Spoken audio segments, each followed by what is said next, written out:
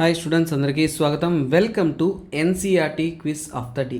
So మీకు NCERT topics నుంచి కూడా క్విజ్ అనేది మనం రెగ్యులర్గా చూస్తున్నాం. కాకపోతే ఈరోజు ఒక ఇంపార్టెంట్ అనౌన్స్మెంట్. శ్రీకాకుళంలో ఉంటున్న ప్రతి ఒక్క గ్రూప్ 2, గ్రూప్ 1 ప్రిపేర్ అవుతున్న స్టూడెంట్స్కి, ముఖ్యంగా గ్రూప్ 2 ప్రిపేర్ అవుతున్న స్టూడెంట్స్కి ఒక అద్భుతమైన అవకాశం అన్న తెలుగు మీడియంలో మీకోసం అద్భుతమైన ఫ్రీ డెమో అనేది కండక్ట్ చేస్తున్నాం.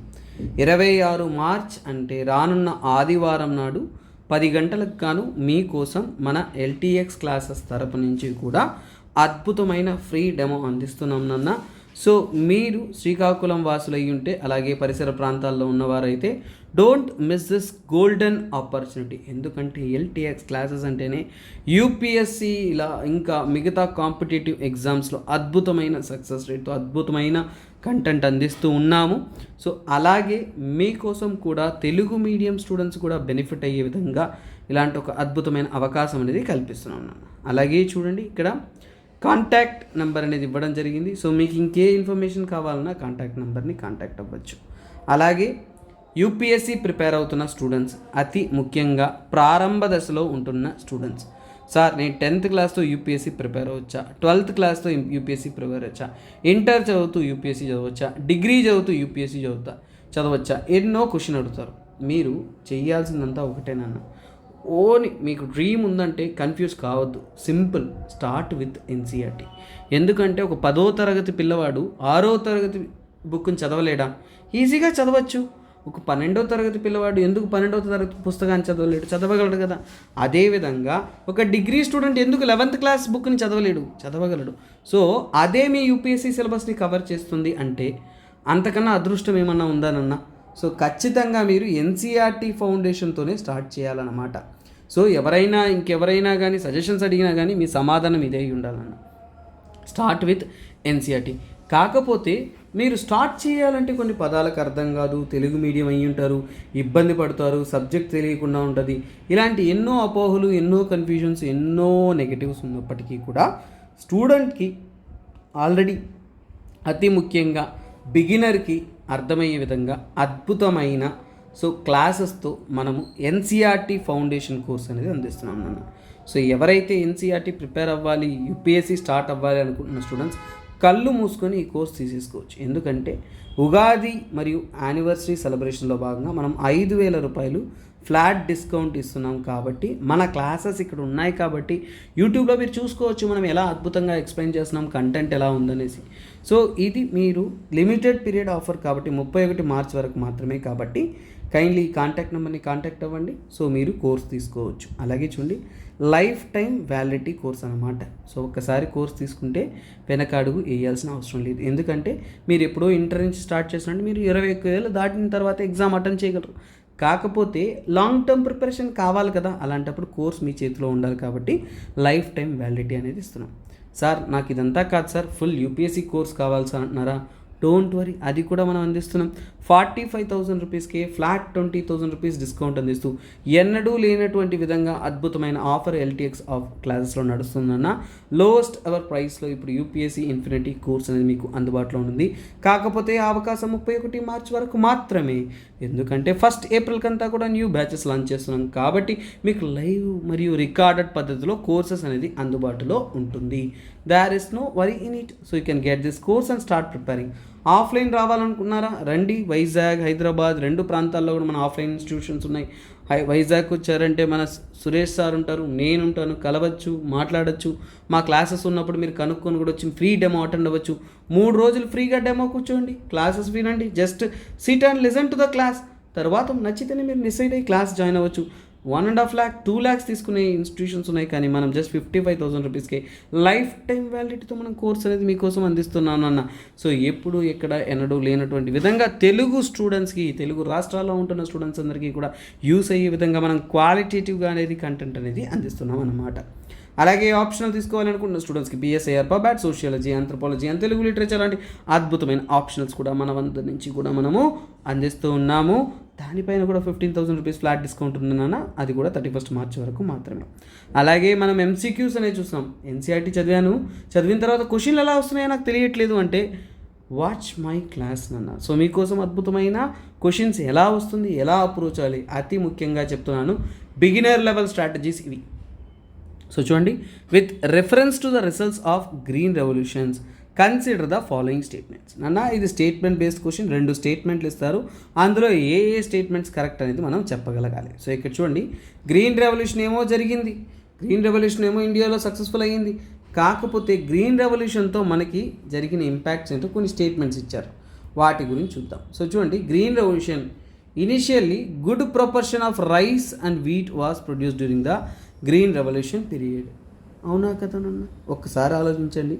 గ్రీన్ రెవల్యూషన్ జరుగుతున్న స్టార్టింగ్ టైమ్స్లో ఏంటంటే నాన్న, మనకున్న ఏకైక టార్గెట్ ఏంటంటే వీట్ అండ్ రైస్. అంటే ఏంటంటే మనం ఏం చేసాం, హై ఈల్డ్ వెరైటీ క్రాప్స్ ఏవైతే ఉన్నాయో అవే మనం ఎక్కువగా పండించాము. అలాంటి ఒక క్రాప్స్ తెచ్చి మనము రైస్ అండ్ వీట్ ప్రొడక్షన్ అనేది పెంచాం. ఎందుకంటే అప్పుడు మన టార్గెట్ ఏంటి, ఫుడ్ సెక్యూరిటీ. ఏంటది ఫుడ్ సెక్యూరిటీ, ఆహార ధాన్యాల యొక్క భద్రత. అంటే ఏంటంటే మనకి ప్రజలు ఆకలితో చనిపోకుండా ప్రజలందరికీ కూడా అందుబాటులో ఉండేలాగా ఆహార ధాన్యాలు అనేది కల్పించాము.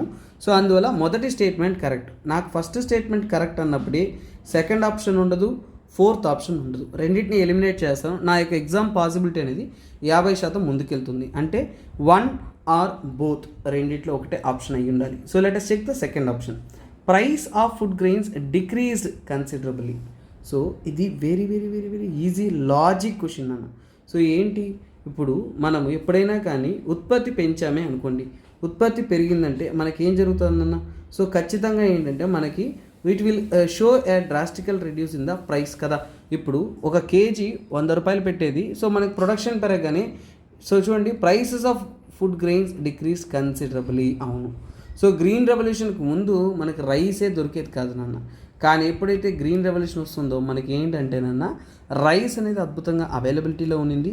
సో అందువల్ల ఏంటంటే we had good amount of rice and food grains, ఆహార ధాన్యాల యొక్క ప్రైస్ అనేది డ్రాస్టికల్గా పడింది. ఇది మీ ఇంట్లో తాతలు వారు ఉంటే వారిని అడిగి చూడండి, వాళ్ళు అద్భుతంగా చెప్తారు. సో ఫస్ట్ ఆఫ్ ఆల్ ఈ గ్రీన్ రెవల్యూషన్ తెచ్చింది ఎవరు, ఈ గ్రీన్ రెవల్యూషన్ అనేది అసలు తెచ్చింది ఎవరు, who is the father of green revolution. So చూడండి, కొంతమంది ఏంటంటే father of Indian green revolution వేరునన్నా ఫాదర్ ఆఫ్ గ్రీన్ రెవల్యూషన్ వేరు. సో 2 విషయాలు మీరు తెలుసుకొని ఉండాలి.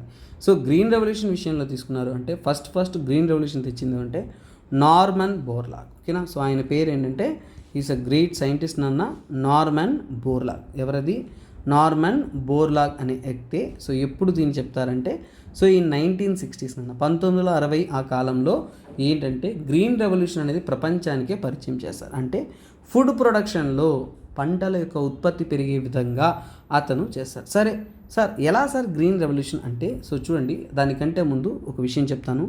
నార్మన్ బోర్లాగ్ వచ్చేసి ఫాదర్ ఆఫ్ గ్రీన్ రెవల్యూషన్ అన్న, father of green revolution. Sir నేను ఎంఎస్ స్వామినాథన్ గారు సార్ చిన్నప్పుడు చదివాను అనే డౌట్ మీలో రావచ్చు, అందుకే ఈ క్లారిటీ ఇస్తున్నా. Father of green revolution of world, ప్రపంచానికి గ్రీన్ రెవల్యూషన్కి ఫాదర్ ఎవరంటే మన నార్మన్ బోర్లాగ్ అన్నమాట.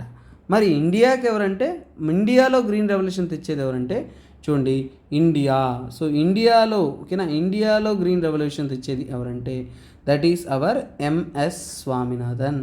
ఓకేనా, ఎంఎస్ స్వామినాథన్ గారు he will bring the so called green revolution to India అన్నమాట.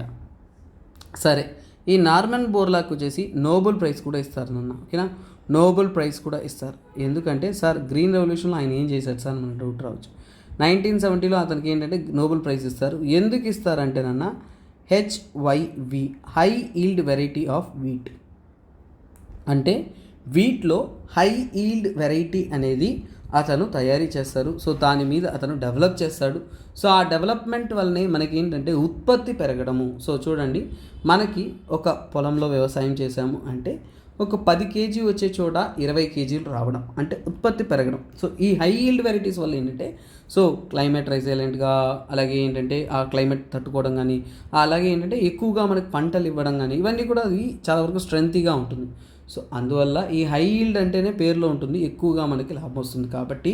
సో అందువల్లనే ఏంటంటే this is very very very very important for you.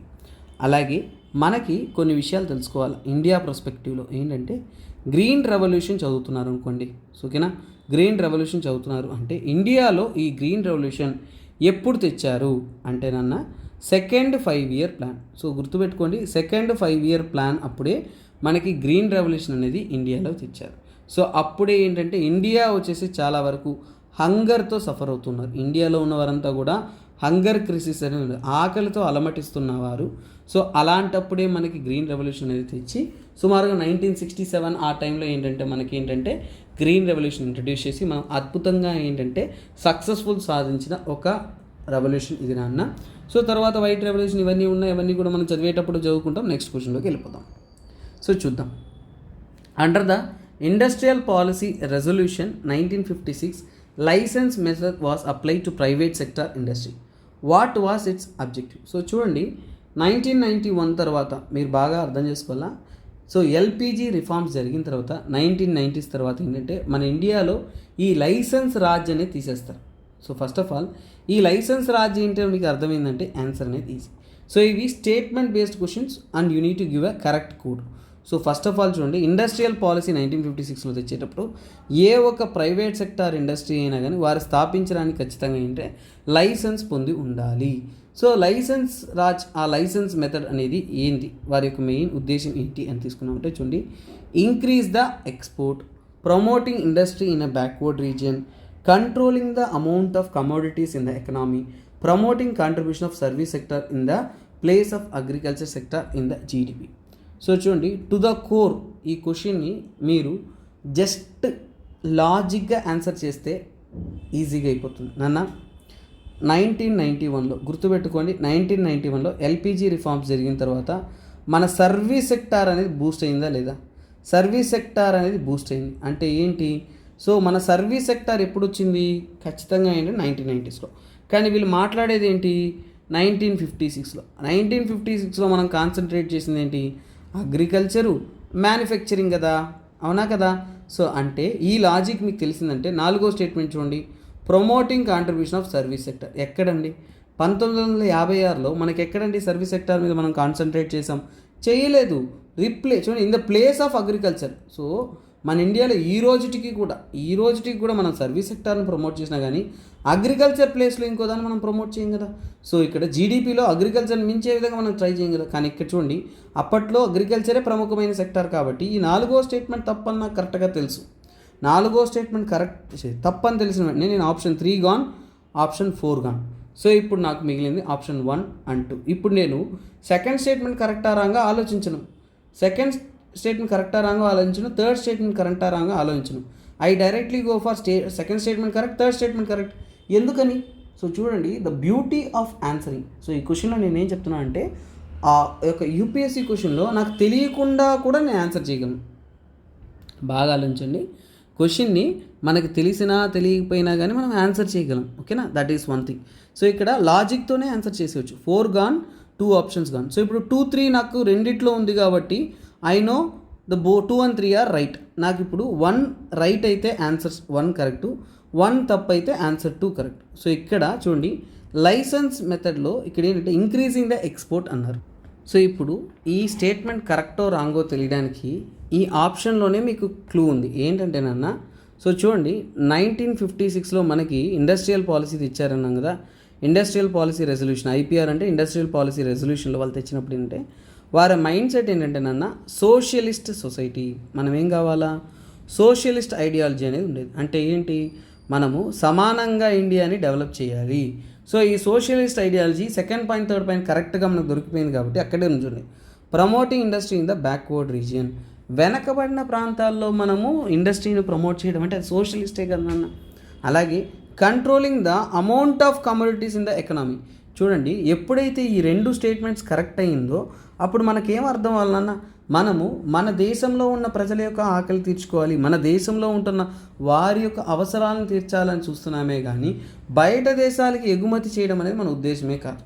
So చూడండి, 1991 ఎల్పిజి రిఫార్మ్స్ తర్వాతనే మనము ఎక్స్పోర్ట్ ఓరియంటెడ్ అండ్ ఇంపోర్ట్ ఓరియంటెడ్గా మారుతాం. అంటే సో చూడండి, అంతకుముందు ఉన్నదంతా కూడా మన ఇండియన్ ఎకనామీ ఎలా ఉంటుందంటే సెల్ఫ్ సఫిషియెంట్. సెల్ఫ్ సఫిషియెంట్ అంటే ఏంటి? సో మన అవసరాలను మనమే తీర్చుకుంటుంటాం, బయట వాళ్ళ మీద ఆధారపడం కాబట్టి. ఓకేనా? సో ఇది ఈ రెండు విషయాలకైనా అర్థం చాలా జాగ్రత్తగా ఉంటున్నాను. సో ఇంక్రీజింగ్ ద ఎక్స్పోర్ట్ అనేది కమర్షియలైజేషన్. సో చూడండి, ఇంక్రీజింగ్ ద ఎక్స్పోర్ట్ అనేది కమర్షియలైజేషన్. సో కమర్షియల్గా మనం ఆలోచించాలి. కమర్షియల్ అంటే క్యాపిటలిస్ట్ మైండ్ సెట్ మైండ్లోకి వచ్చేస్తుంది, క్యాపిటలిజం అనేది మైండ్లోకి వచ్చింది. కానీ ఇక్కడున్న ఐడియాలజీ సోషలిస్ట్ కదా, అప్పుడు దానికి ఉల్టా స్టేట్మెంట్ కదా అది. సో అంటే first statement gone wrong. So ఇప్పుడు ఆన్సర్ ఏమేంటది? సో ఫస్ట్ గాన్ అంటే second is your right option.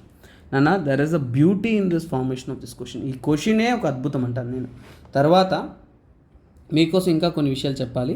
So చూడండి, 1956లో ఎప్పుడైతే ఇండస్ట్రియల్ పాలసీ స్టార్ట్ చేసిందో అప్పుడు ఏంటంటే నాన్న 3 కేటగిరీస్ ఉండేది. ఓకేనా? మన ఇండియాలో వచ్చేసి 3 కేటగిరీస్ ఉండేది. 3 కేటగిరీస్ ఏంటంటే ఇండస్ట్రీస్. 3 కేటగిరీస్లో ఇండస్ట్రీస్ అనేది ఉండేది. సో అంటే కంపెనీలు స్థాపించడం 3 కేటగిరీలు స్థాపిస్తారు. ఒకటి ఖచ్చితంగా ఏంటంటే సెంట్రల్ గవర్నమెంట్ నాన్న, అంటే ఏంటంటే సో స్టేట్ ఓన్డ్ అంటే స్టేట్ ఓన్డ్ ఇండస్ట్రీ, అంటే డైరెక్ట్గా స్టేట్ ఓనర్షిప్తో ఇండస్ట్రీ అనేది ఉంటుంది.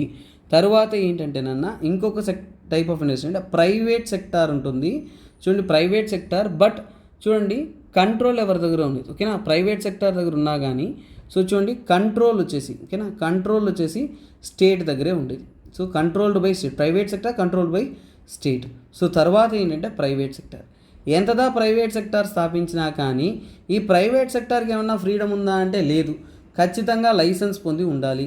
ఆ లైసెన్స్ ఎందుకంటేనన్నా పర్టికులర్గా ఏంటంటే నువ్వు వెనకబడిన ప్రాంతాల్లో ఉపయోగపడేలా నువ్వు ఏదైనా ఇండస్ట్రీ పెడుతున్నావు అంటే నేను నీకు లైసెన్స్ ఇస్తానన్నమాట, లేదంటే ఇయ్యను. అలాగే మన ఎంత ఉత్పత్తి చేయాలా, ప్రైవేట్ సెక్టర్ ఎలా ఆపరేట్ చేయాలి, ప్రైవేట్ సెక్టర్ అనేది కాంపిటేటివ్గా మారకూడదు, ఎకనామికల్గా ప్రాఫిట్ ఓరియంటెడ్గా మారిపోకూడదు, అలాగే ఏంటంటే ప్రజల యొక్క మంచి కోసమే ఉండాలి అనే ఉద్దేశంతో ఉన్నదే సోషలిస్ట్ ఐడియాలజీ. ఈ ఉద్దేశాలంతా ఏంటన్నా సోషలిస్ట్ ఐడియాలజీ. ఈ సోషలిస్ట్ ఐడియాలజీని గట్టిగా పట్టుకున్నారు కాబట్టి 2-3 స్టేట్మెంట్స్ కరెక్ట్ కాబట్టి option 2.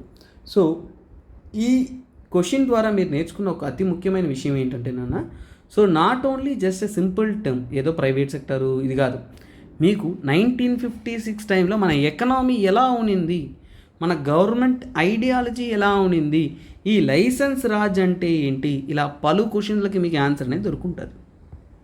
So let me get you to the next question.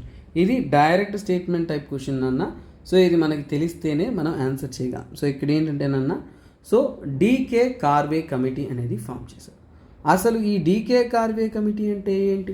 So ఇక్కడ సో చూడండి, డీకే కార్వే కమిటీ అనేది ఏంటంటే అంటే ఫర్ ఎగ్జాంపుల్ అంటే ఇయర్లీ టైమ్స్లో starting planning commission, so yearly government టైంలో వచ్చేసి it was formed for the villages నాన్న. డీకే కార్వే వచ్చేసి ఎందుకంటే so he worked greatly for the villages. ఓకేనా? డీకే కార్వే అని అతను ఎందుకంటే సో చూడండి is one of the important person అన్న. సో అతని గురించి మనము తెలుసుకోవాలి. ఎందుకంటే డీకే కార్వేని మన ఇండియాలో ప్రముఖంగా ఏమంటే మహర్షి కార్వే అని కూడా అంటారు నాన్న. మహర్షి కార్వే. కొంతమంది ఎకనామిస్ట్స్ కానీ కొంతమంది ఎఫిషియెంట్ పర్సన్స్ కానీ మనకి ఎక్కువగా అనేది మనకి ఎక్కువగా తెలియదు కూడా, కానీ మనం తెలుసుకోవాల్సిన నెసెసిటీ ఉంది కాబట్టి we need to know them. So అందులో ఒక పర్సన్ ఎవరంటే DK Karve. So he is a one person who put and lots of effort to develop the village sector.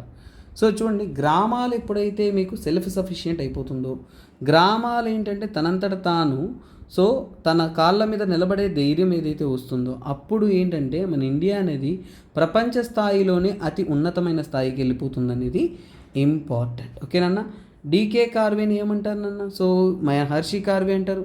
అలాగే డీకే కార్వేని ఇంకొక పేరు కూడా అంటారు, అన్నా కార్వే అని కూడా అంటారు.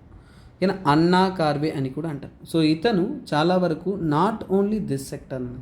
ఆన్సర్ అనేది ఫస్ట్ స్టేట్మెంట్. ఎందుకంటే చూడండి ఇక్కడ స్మాల్ సెక్టార్ ఇండస్ట్రీ అనేది, కాకపోతే ఈ పర్సన్ గురించి మీకు చాలా తక్కువ తెలిసి ఉంటుంది కాబట్టి I am explaining about him. So చూడండి, డీకే కార్వే గారి గురించి కొన్ని పదాల్లో మనం తెలుసుకుందాం. ఎందుకంటే few persons are very important in our Indian history. So కాకపోతే ఇది మోడర్న్ ఇండియాలోనూ పోస్ట్ ఇండిపెండెన్స్లో వస్తుంది.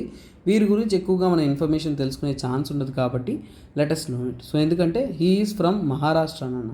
సో ఏంటంటే మహారాష్ట్ర ప్రాంతంలో చాలా వరకు ఏంటంటే సో పూణే ప్రాంతంలో వచ్చేసి హీఈస్ వెరీ ఫేమస్. అలాగే ఏంటంటే ఇతను ఏంటంటే నాన్న ఉమెన్ ఎంపవర్మెంట్ కోసం, దేనికోసం ఎక్కువగా పనిచేశాడు? Women empowerment. So women empowerment కోసం ఎంతో ఎఫర్ట్ అనేది వేస్తారు. అందులో ముఖ్యంగా ఏంటంటే నాన్న విడో ఎడ్యుకేషన్. సో విడో ఎడ్యుకేషన్ని ప్రమోట్ చేయడం కోసం హీఈస్ అన్ రిఫార్మిస్ట్ నాన్న. ఎందుకు చెప్తున్నా అంటే he is also very very famous in the so called freedom struggle టైంలో కూడా ఏంటంటే ఆ టైంలో సోషల్ రిఫార్మ్స్లో కొందరు ఉంటారు, అందులో ఇతను. సో అలాగే ఏంటంటే చాలా వరకు ఏంటంటే he is very expert person in this, అంటే ఉమెన్ ఎంపవర్మెంట్ కానీ ఎకనామిక్స్లో కానీ వీటన్నిటిలో కూడా ఏంటంటే ఈజ్ వెరీ ఇంపార్టెంట్. సో ఇతని స్టోరీ చదివాము అంటే ఏంటంటే నన్న సో ఇతను ఎందుకు sir widow remarriages, women empowerment ఇలా ఎందుకు సార్ దిగుతున్నారు అనేది చదివామంటే నాన్న యాక్చువల్గా ఏంటంటే చూడండి, తన యొక్క కూతుర్ని ఏంటంటే వెరీ ఎర్లీ ఏజ్లో ఇతను పెళ్లి చేసి పంపించేస్తాను నాన్న.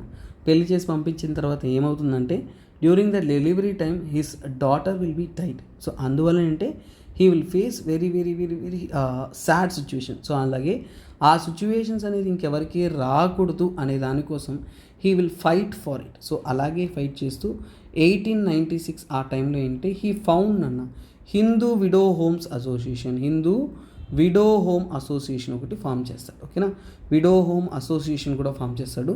సో మహిళల ఎంపవర్మెంట్ కోసం కూడా ఇతను ఏంటంటే చాలా వరకు వర్క్ అనేది చేస్తారు. సో అలాగే ఏంటంటే సో ఫెర్గసన్ కాలేజ్ ఫెర్గసన్, ఓకేనా, ఫెర్గసన్ కాలేజ్ గుర్తుందా మీకు? ఈ ఫెర్గసన్ కాలేజ్ ఏదైతే ఉంటుందో ఆ ఫెర్గసన్ కాలేజ్లో ఏంటంటే హీఈస్ బీన్ వర్కింగ్ అనమాట. సో ఆ కాలేజీలో వచ్చేసి ఇతను మ్యాథ్స్ టీచర్గా అనేది వర్క్ చేశాడు. తర్వాత ఏంటంటే పొలిటికల్ ఫీల్డ్లో ఎంటర్ అవుతూ తర్వాత ఏంటంటే he is worked for the betterment of women and finally during 1960s ఆ టైంలోనే హీ ఫార్మ్డ్ దిస్ అసోసియేషన్.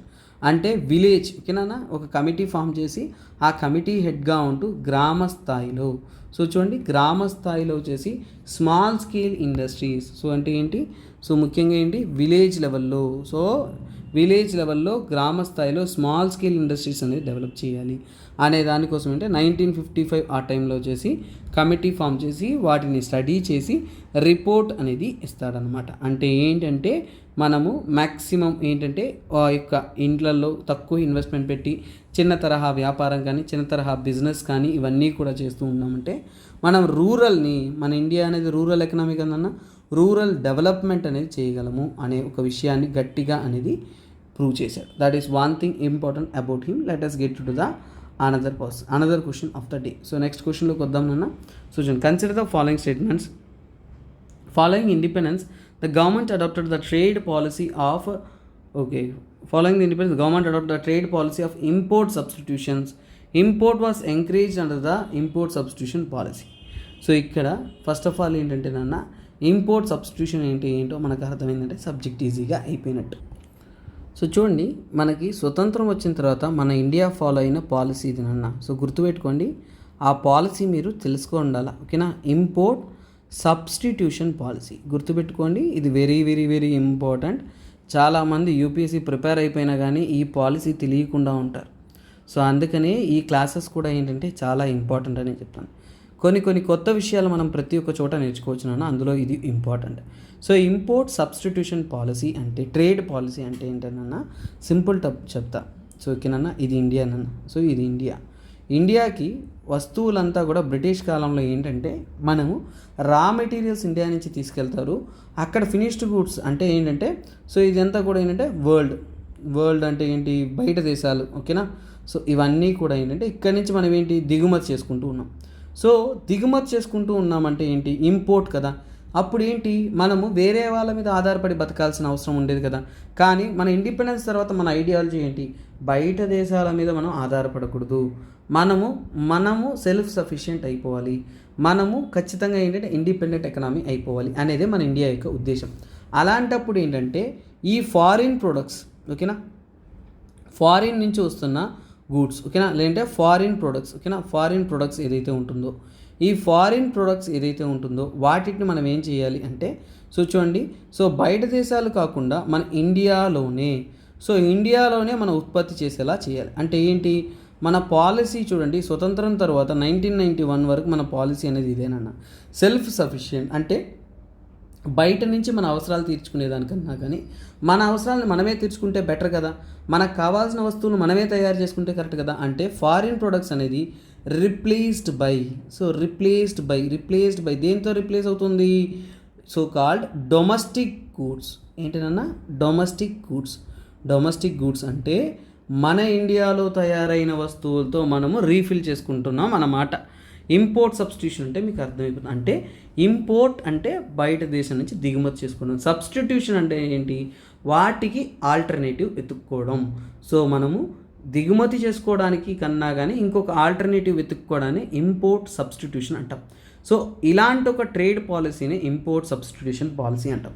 గుర్తుపెట్టుకోండి, 1991 తర్వాతనే మనకి ఏంటంటే ఇండియాలో ఏంటంటే చాలా వరకు ఎల్పిజి రిఫార్మ్స్ జరిగిన తర్వాత ఏంటంటే మనము ఎకనామీ ఓపెన్ చేసాం. బయట వాళ్ళు పెట్టుబడి పెడితే ఈరోజు కూడా చూసుకున్నారంటే ఇన్ని కోట్లు మన ఏపీలో బయట దేశాల వాళ్ళు పెట్టుబడి పెట్టారనేది మనం గర్వంగా చెప్పుకుంటున్నాం. కాకపోతే మన ఇండియన్ స్వతంత్రం ముందు అదే కదా జరిగింది. కానీ మనము ఎప్పుడైతే ఇంపోర్ట్ సబ్స్టిట్యూషన్ పాలసీని, ఇంకొక టర్మ్ ఉంది నాన్న, so I will tell that term, there is a term. So అది ఏంటంటే, సో ఇంపోర్ట్ సబ్స్టిట్యూషన్ పాలసీ అనే దానికి ఇంకొక చిన్న టర్మ్ ఉంది, దాన్ని ఇన్ఫాంట్ ఇండస్ట్రీ అంటారు. సో దీని ద్వారా ఏంటంటే నాన్న, సో ఇప్పుడు ఒక దేశం అనేది ఏమైపోతుందంటే ఇంకొకరి మీద ఆధారపడదు. సో వారి యొక్క ఇండస్ట్రీని డెవలప్ చేసుకుంది. సో ఇన్ఫాంట్ ఇండస్ట్రీ అంటాం. ఇన్ఫాంట్ ఇండస్ట్రీ అంటే చిన్న తరహా ఇండస్ట్రీస్ వాళ్ళ స్థాయిలో ఆ యొక్క డెవలపింగ్ కంట్రీస్, ముఖ్యంగా ఏంటంటే ఈ యొక్క పాలసీ అనేది డెవలపింగ్ కంట్రీస్ అనేది ఏంటంటే వేరే దేశాల మీద ఆధారపడకుండా వారి దేశంలోనే వారి ఉత్పత్తి చేసుకుంటూ వాటి మీద ఆధారపడుతూ జీవించాలనే దానికోసం ఉండే ఒక పాలసీ. ఇప్పుడు క్వశ్చన్ చూడండి, మీకు చాలా అద్భుతంగా ఆన్సర్ వస్తుంది చూడండి. So following the independence government adapted the trade policy of import substitution. Correct, మనం బయట వాళ్ళు ఆధారపడకూడదు, మన మీద ఆధారపడదు. ఇంపోర్ట్ వాస్ ఎంకరేజ్డ్ అంటారు ద ఇంపోర్ట్ సబ్స్టిట్యూషన్. ఎలానన్నా ఆల్రెడీ వస్తున్న వస్తువులు మనం రిప్లేస్ చేస్తున్నామంటే ఎలా మనం ఎంకరేజ్ చేస్తాం? సో ఎంకరేజ్ చెయ్యం కదా. సో సెకండ్ స్టేట్మెంట్ తప్పు. సెకండ్ స్టేట్మెంట్ పోయిందంటే this is gone. So here 1 is correct కాబట్టి యువర్ 1 ఆప్షన్, నెయిదర్ 1 nor 2 కూడా రాదు. సో మీ ఆన్సర్ ఏమవుతుంది? 1 only is your answer. This is the beauty of answering అన్న. సో చూడండి, మీరు క్లాసెస్ వింటున్నారు అంటే డైలీ ఒక హాఫ్ అన్ అవర్ తీసుకుని ఒక 4 to 5 క్వశ్చన్స్ నేను రెగ్యులర్గా ఇస్తుంటాను. సో దీని యొక్క ముఖ్యత్వం ఒకటేనన్న. సో ఇక్కడ ఈ కంటెంట్లో ఏంటంటే ప్రతి ఒక్క దాంట్లో కొత్త విషయం నేర్చుకుంటారు. నా classes I can assure you 1 thing. SPR sir క్లాస్కి వస్తున్నారంటే 1 thing I will assure you, కొత్త కంటెంట్ మీరు నేర్చుకుంటారు. మీరు 100 పుస్తకాలు చదివినా కానీ అందులో లేని నాలెడ్జ్ నేను ఎంతో కొంత ఎక్స్ట్రా నా వంతు ఇస్తానన్న. That is 1 thing I will assure you. I will work for it. I will put all my efforts. నేను ఫస్ట్ ఎప్పుడైనా కానీ ఈ స్టూడెంట్ కన్నా నేను చెప్పేది, teacher is a best learner అంటాను. I'm a good learner, so I will be a good teacher to you. అలాగే నా టీచింగ్ కానీ ఈ కంటెంట్ కానీ నచ్చింది అంటే మర్చిపోకుండా కమెంట్ సెక్షన్లో అనేది కమెంట్ చేయండి. ఎందుకంటే your words are value to us. Your words are the thing that will reach our heart. ఓకేనా? మా కంటెంట్ మీ మైండ్లోకి వెళ్తుంటే మీ మాటలు మా గుండెల్లోకి వస్తుంటుంది. So thank you guys. Thanks for listening to this class and will meet you in one more beautiful session of our NCERT quiz for the day. Bye bye. Take care. Have a nice day. This is me, SPR, signing off. Take care.